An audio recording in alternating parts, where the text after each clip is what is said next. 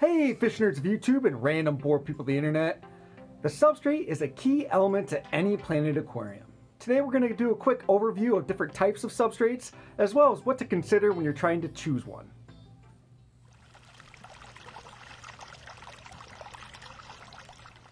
I might be a bit long-winded in this video, so I'm going to leave a timeline down below for each topic in the description so you can find what you're looking for in this video. Before we dive into choosing a substrate for a planted aquarium, we need to understand what we're talking about. An aquarium substrate is the material that covers the bottom of any aquarium. This material is great for an aquarium because it acts as a host for beneficial bacteria and creates a great environment for fish and invertebrates to live happily. Not to mention it looks good in the aquarium for anybody viewing it. A good substrate can be a great source of nutrients for a planted aquarium. This is important because a large number of plants on the market today are heavy root feeders.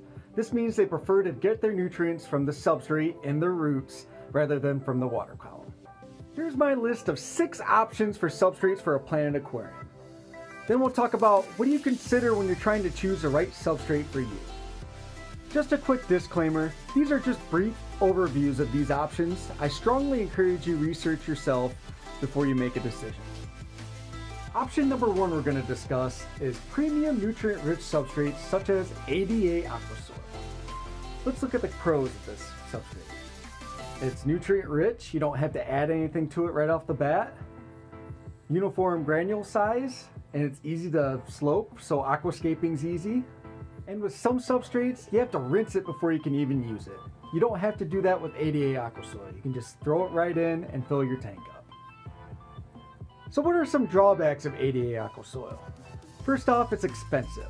Secondly, it leaches ammonia into the water after you fill your aquarium for the first few weeks. I used ADA Aquasoil in the tank behind me, and I did 40% water changes every day for the first week and then every other day for the second week before I continued on my normal regimen. So it really depends if this is a negative or a positive, but ADA Aquasoil can lower your pH. So it really depends on what your parameters are to begin with and what you're trying to keep. Due to the ammonia spikes, you may not want to add this substrate directly to an established aquarium. This may hurt your fish or invertebrates you have already living there. However, there is a workaround. You can put the substrate into a bucket, add water, and perform water changes in the bucket to remove all the leached ammonia. And then you can, once the ammonia is done being leached, you can add it to the existing aquarium. Option number 2 for a substrate in your planted aquarium is fluorite. And one of the pros is it's much cheaper than ADA Aquasoil. Secondly, it won't break down over time like ADA Aquasoil or dirt or anything like that will. While fluorite isn't super nutrient rich like ADA Aquasoil, it can still absorb nutrients whether it's through fruit tabs or even through fertilizers in the water column. To me, the biggest drawback of fluorite is you have to wash it well before you can throw it in your tank. If you just throw it straight in, it's going to cloud up your tank really bad. Option number 3 for a substrate for your planted aquarium is Eco-Complete.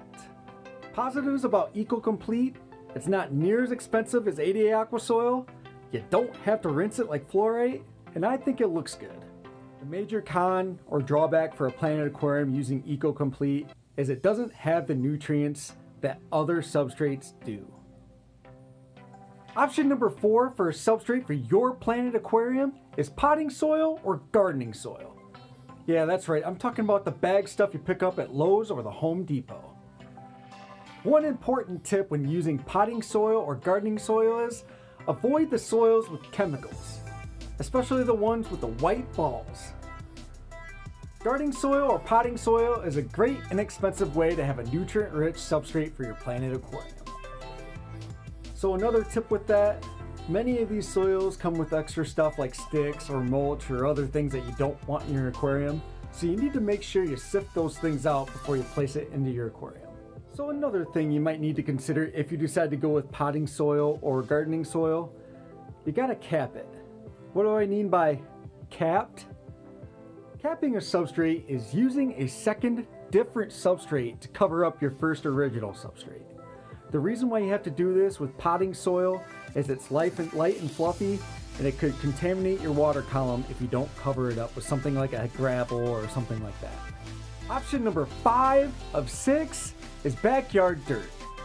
That's right, I said it. I mean dirt straight from your backyard. There are a few advantages to using backyard dirt, including the fact that it's free and has no impact to your wallet, but it's almost guaranteed that your plants will love it. However, there are risks with doing this. If you use weed killer or yard fertilizer on your lawn, it's probably not a good idea to use this in your aquarium because you're going to end up contaminating your tank. It's also a good idea to cap dirt so you don't end up with a muddy mess. I've also heard of people throwing their backyard dirt in the oven to bake to kill germs or bacteria before throwing it into their aquarium. I highly recommend you do some research on your own to make sure you're doing things properly and you're doing things safely. Option number 6 for substrate for a planted aquarium is a combination of 2 different types of substrates. First is an artificial gravel. Second is a sand such as pool filter sand. I'm clumping these 2 substrates together in the same option because they're both very cheap, but they're both inert, which means they don't have any nutrient value for the plants. If you're going to use these 2 substrates, I highly recommend throwing in some root tabs. Root tabs are just a form of fertilizer that you stick into the substrate, and that can feed the plants that way. Even if you go with another option for your substrate in your planted aquarium, keep root tabs in mind because they'll be a great advocate in 1 or 2 years when your nutrient-rich substrate is exhausted. You can use root tabs to feed your plants instead of replacing your substrate altogether. I'm really curious what you guys think. Let me know in the comments below if you've tried any of these options and if you've had good results and what you think. Now that we've discussed several types of substrates for your planted aquarium, how do you choose which one is right for you? First, I consider cost. How much are you willing to put into it?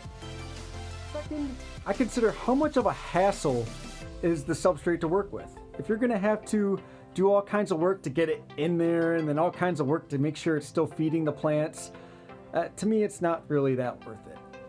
And number 3 reason is it's got to look good for you. You're the one, it's your tank, you're supposed to enjoy it. And you have to keep in mind, plants are living things too. You wouldn't throw a fish into the tank and not feed it. Why would you do the same thing to a plant? So regardless of what you choose for a substrate, you should be able to feed your plant with nutrients, whether it's a nutrient-rich substrate such as ADA aqua soil, or whether it's a pool filter sand and you're throwing in root tabs to help feed the plants. If you're thinking about starting a planted tank, hopefully this has shed some light on some substrate options, as well as what to consider when you're trying to make a choice. I'll see you next time.